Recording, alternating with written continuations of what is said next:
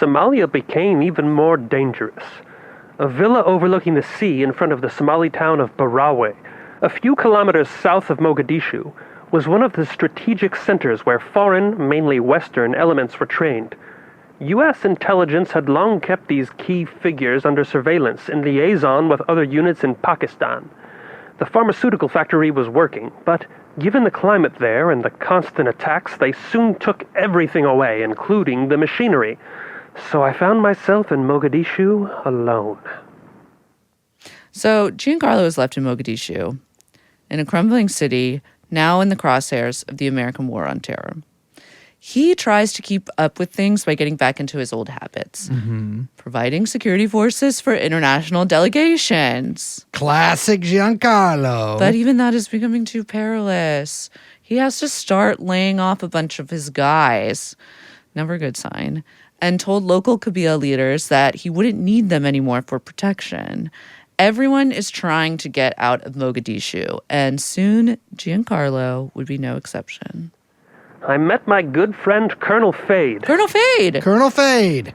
He told me, Giancarlo, these bastards are stronger and better armed than us. I don't think we can fight against them.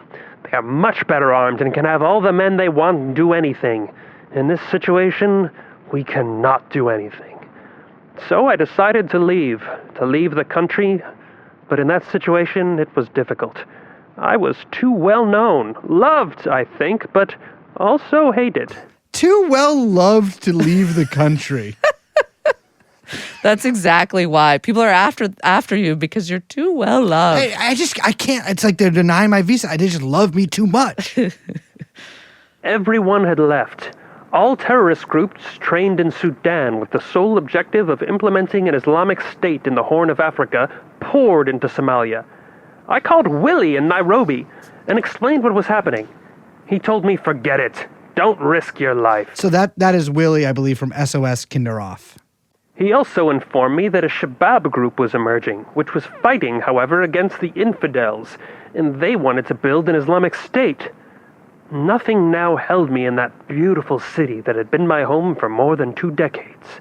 If I had stayed, I would surely have died. So Giancarlo attempts a daring escape. How can he cross the border without anyone noticing? Because they love him so much. Well, he's very tan. But he's Giancarlo. Perhaps a disguise. They dressed me in a futa and a turban and put me in the back seat of the car. Faduma brought some khat for the guards at the airport. When we arrived at the airport entrance gate, they took out the khat and talked to the guards. They said their sister was about to give birth and had to leave. They raised the bar and let us through. The sister was me, dressed as a woman. I felt like an asshole dressed like that. We stopped at the edge of the track beside a truck. The other car stood side by side so no one could look inside the car. The plane arrived, I gave Faduma a kiss, and wistfully took that plane. After I left, my house was ransacked, as were all my storerooms. They killed all the guardians. Faduma made it just in time to escape. She took refuge in England.